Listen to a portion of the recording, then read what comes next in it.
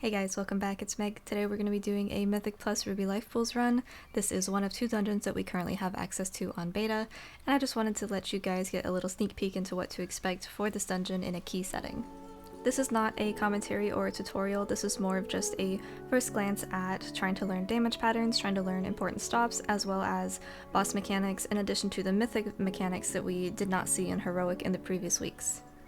We do have Thundering on this key, that is the first version of the seasonal affix for Dragonflight Season 1. I have not heard any positive feedback about it. I personally do not like it. I think that it is punishing to melee especially, but it does kind of suck for everyone. So hopefully that will be getting changed. I don't want to talk about it too much because it is very likely to change, but this is what happens with it. It will stun you if you get hit by the orbs. It will also stun you if you get hit by the swirlies on the ground. The orbs will deal damage, about 30k, but it does tick twice, so about 60k. It's a fairly significant amount. And it happens about every minute, and it does only happen in combat, but only one person needs to be in combat for it to trigger for everybody. So I'm hoping that this is going to see a lot of variation, and I'm hoping that even if we don't get some kind of benefit from it, that it won't be quite so oppressive, especially for melee. Really hoping that we see some changes to that affix shortly.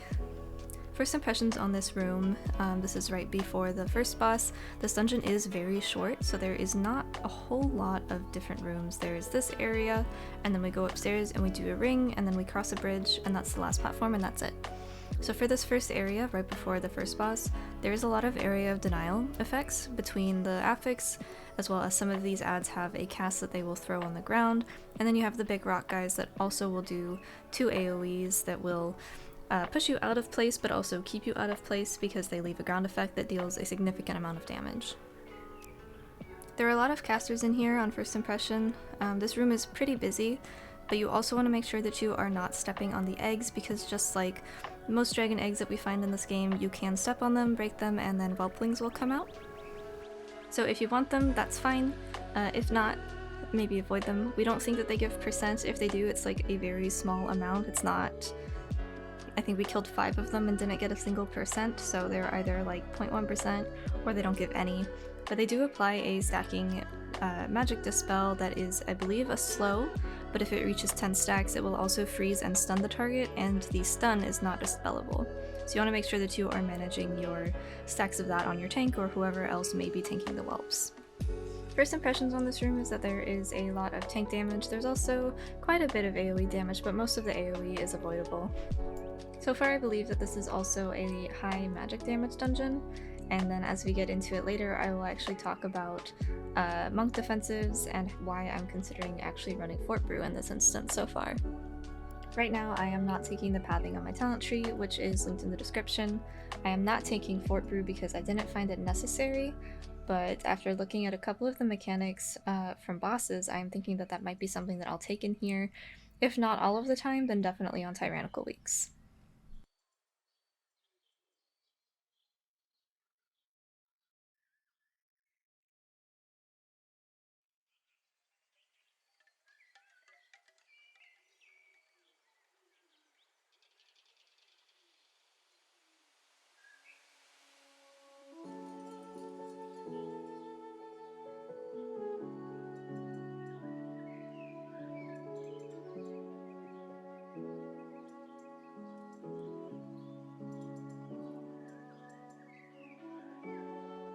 So if this guy walks over eggs or charges over eggs, he will break them, so that is something to keep in mind when we are placing him and positioning him.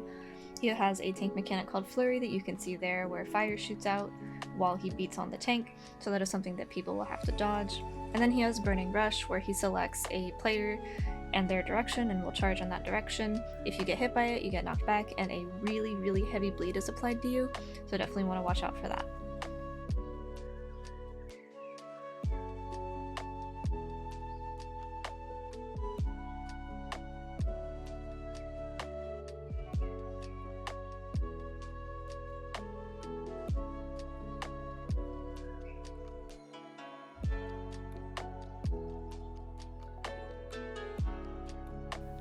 As you can see right there, I was definitely behind him, but the hitbox is slightly larger than it actually looks, so make sure that you are like a step away or so. If you think you're safe, you're probably not, so it's better to err on the side of caution because especially on higher keys, that's probably going to be pretty painful.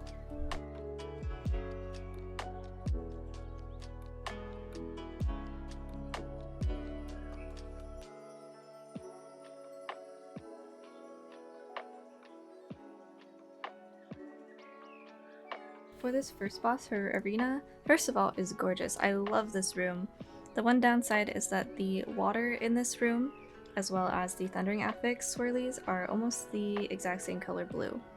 In addition to my Phalanx Stomp, there's a lot of blue happening. So definitely watch your feet, and if you can afford to, stay out of the water during thundering. But like I said earlier, I don't want to spend too much time being concerned with thundering because I think that it is going to undergo enough changes that this will become significantly outdated if we do go too in-depth to it. She's waking up some whelps here and then she's going to start a cast. The whelps are the same ones from the previous room, like in the trash. So you just want to make sure that you are keeping whoever is tanking or whoever is having the whelps, you want to make sure that they are getting dispelled of that cold claws, otherwise they will be stunned and you cannot do anything after the stun. First impressions of this boss is that it's going to be pretty fun, but I could see the whelp threat becoming an issue later on, as well as on tyrannical weeks. I think that we are going to have to be baiting these ice spikes that you see on the floor. We'll have to probably bait those a bit better, just so we don't run out of room or get pulled into anything.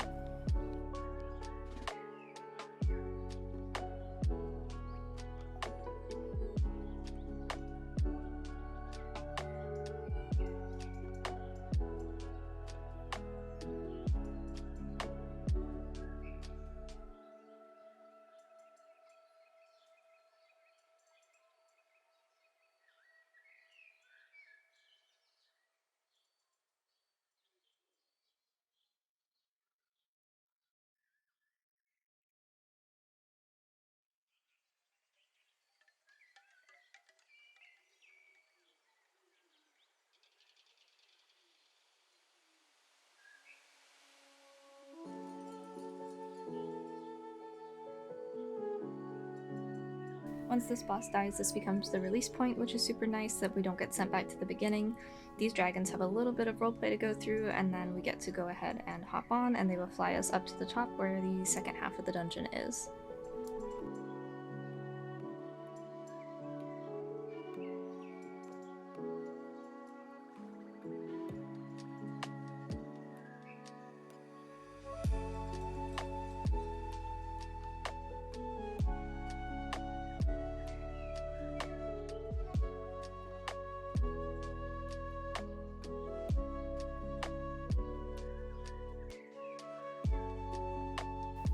So now that we're upstairs, these are very similar mechanics to downstairs with a lot of kicks happening and a lot of things that are going to need interrupted.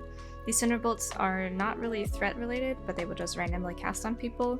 It's kind of like the throw researches, but these ones are actually kicks, so that makes it a lot easier to manage, but there is a lot of them.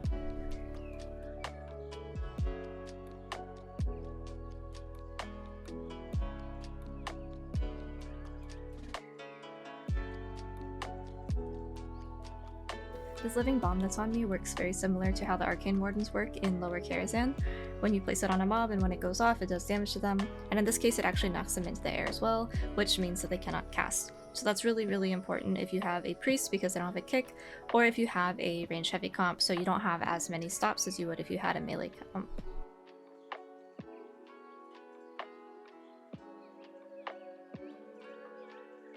The big guy has an ability called Inferno. It is just a damage on application dot, and it will also tick for quite a bit throughout the course of the 5 seconds that you have it. That's something that we'll probably need cooldowns on later on, but for right now you can kind of just see the damage patterns. This Dragon Flame Gullet right here is new. We had not seen him before, which leads us to believe that he is a mythic only difficulty thing. So we do try to walk around here. We pace back and forth for a little bit. There is a mob on the other side of that stone pillar that pulled last time we tried to do that, and then you get stuck on the overhang of the cement there, but these dragons do patrol. So we do decide just to end up waiting for it, but their aggro ranges are very, very large, and it ends up pulling anyway. So the dragon isn't super dangerous right now. but it probably will be later on. He does a tank mechanic that does like a tank buster. It will leave a dot on him, and then he does this channeled flame breath, which is a frontal.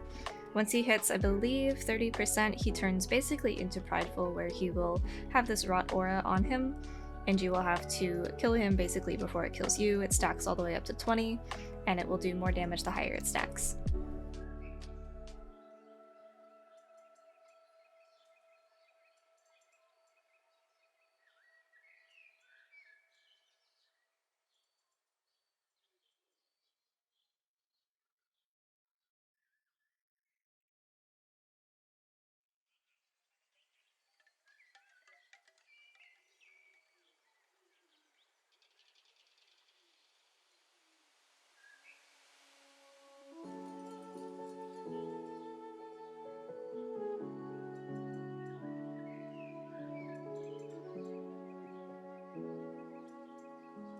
These destroyers are all around this ring up top. You do have to kill all of them to trigger the second boss, which is Blazehoof.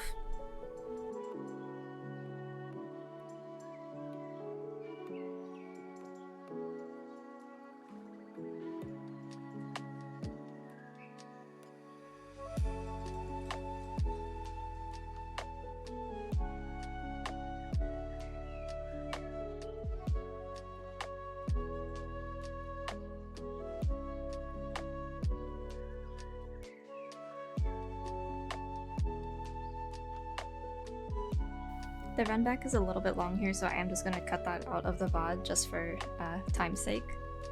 Okay, so we are headed back. Right now I am looking above my head because there is a second patrol similar to Flame Gullet that we saw. It is a electric dragon. He is a monster. He is insanely overtuned right now. He does so much damage. You can see him flying behind the trees right there. My camera's following him.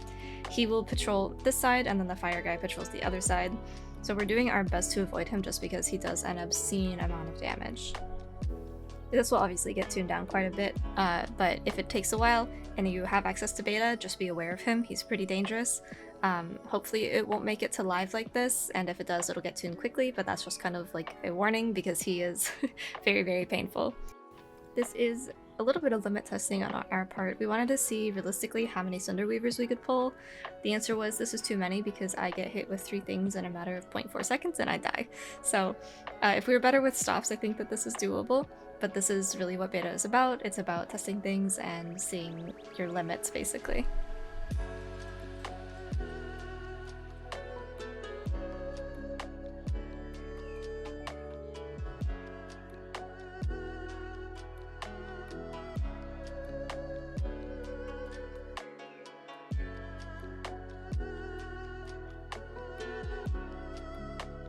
We did get combat here, so Thundering triggered, and then even though we were not technically supposed to be in combat, we are put into combat, and we cannot use the taxi while in combat. Mine drops off here, so I go ahead and head upstairs, but the Thundering affix, you do only have to have one person in combat for the Thundering affix to trigger on everyone.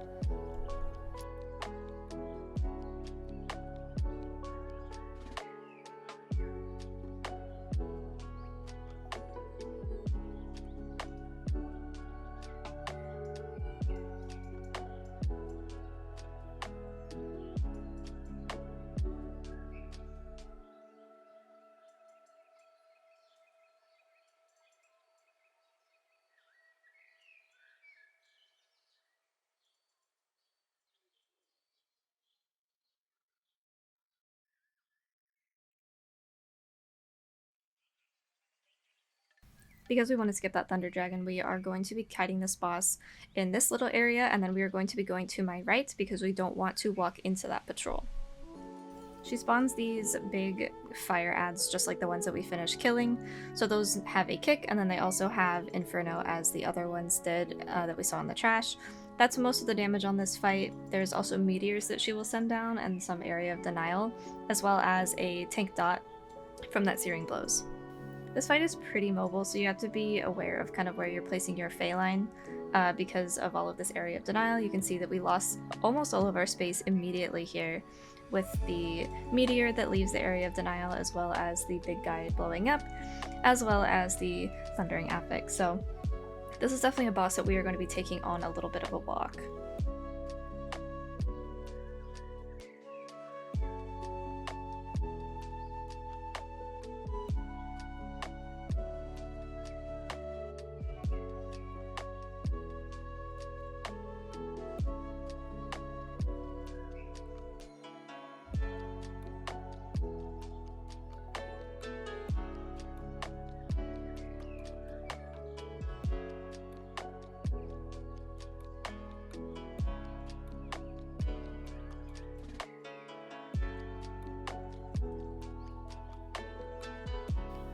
The meteors that she throws down, the boulders, will stun you if you get hit. I am about to demonstrate here in a second, but that is something to be aware of. It also will blow up on contact with like the wall or the tree. We had it actually blow up on the little curb against the grass as well, so that's something to be aware of. A lot of area denial on this, I think, is probably my biggest concern.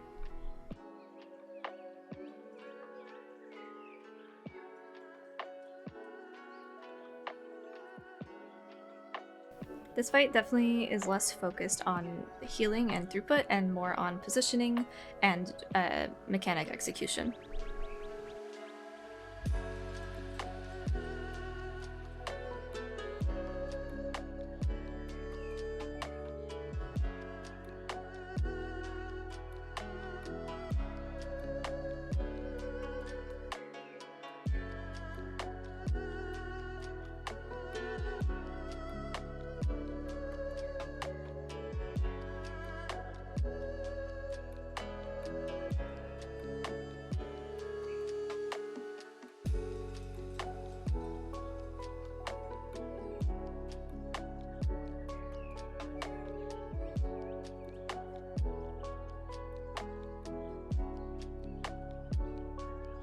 The damage that comes out here is pretty much only from the channelers. They will be doing a tantrum type damage, very similar to the thrash that we saw from the Shards of Halkias in the Halls of Atonement back in Shadowlands, as well as the Portal Guardians from Theater of Pain. Very similar damage profile.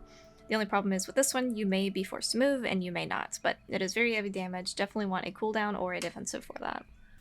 Unfortunately, we're not allowed to mount in here, so we don't have access to repair unless you have an auto hammer, which, as far as I know, we don't have access to on beta unless you go out of your way to make them. But it's a little bit of a long run back, especially if you have to go the long way around the ring like I did earlier. I cut that out because it was like a 2-minute run, but mounting in here would definitely be preferable. The flash fire from the channeler here is really important to kick. It's a single target channeled ability, and it does quite a bit of damage. It'll probably kill someone in a couple of ticks if they're not topped. This ad does the lightning storm and the channel that we saw earlier. I do have a cooldown for this one though, so it's not quite as bad. But then we also have to deal with our favorite Thundering Affix in the middle of that. And then we have these ads that we need to either dispel the shields or break the shields, because if this Tempest Storm Shield gets off, it is a group-wide wipe.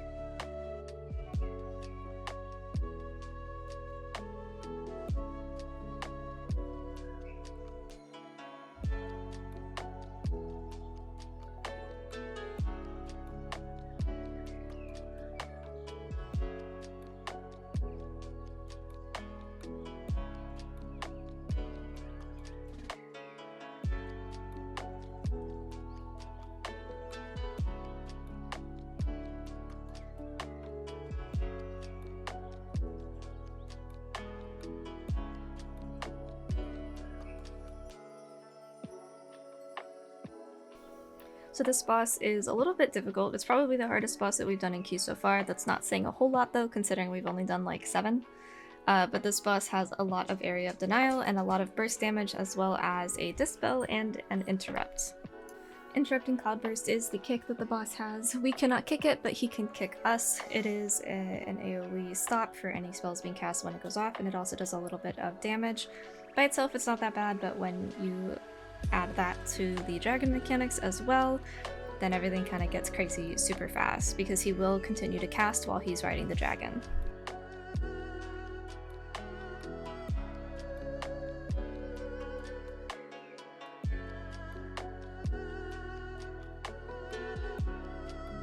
Going back here, I popped Shiji to prepare for the AoE damage that was going to be coming out, but because Shiji's a little bit bugged right now, I probably would use something a little bit more reliable, like just using Mana Tea and using my Vivify Cleave.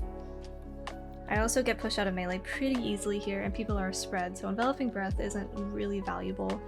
Tried to get Enveloping out beforehand, that's why I dropped it early, but because it's kind of bugged, it didn't end up working out that well. This fight gets pretty chaotic pretty quickly, so I feel like there's going to be some aspect of stacking to drop these puddles so they don't get crazy or everyone drops them on the outside or something like that. But then the problem that you have is thundering starts as well. So here we go. We're dropping all of our stacks. I have literally nowhere to go. I get stunned because I roll through like a puddle that I couldn't see under the fire and I am dying. We're going to be-res me though. But you can just see all of this lava on the ground. There's going to be some way to have to manage this better. So you get 3 stacks applied to you through the boss's mechanic. You also get stacks applied to you if you get hit by the flame breath or if you walk through puddles. So this is really, again, a more mechanic focused fight, but then you do have aspects of healing requirements during the dropping off and the application of the dot. Just like right there, it does hit pretty hard. So I feel like we are going to be stacking at some point for this, but then we do have to worry about the affix if it doesn't get changed. This boss gets a lot easier when the troll dies, because you can cleave while he is on top of the dragon still. So once he dies and he's not doing that interrupt thing anymore, it does damage and interrupts, it gets a lot more manageable. But I hope that you enjoyed this first look at Ruby life pools. Overall, I like the dungeon. A few things could get tuned here and there, and then there's obviously the seasonal affix. But there you go. If you guys have any comments or questions, feel free to hit me up on Twitch, Twitter, or Discord. Thank you for watching, and I will see you in the next video.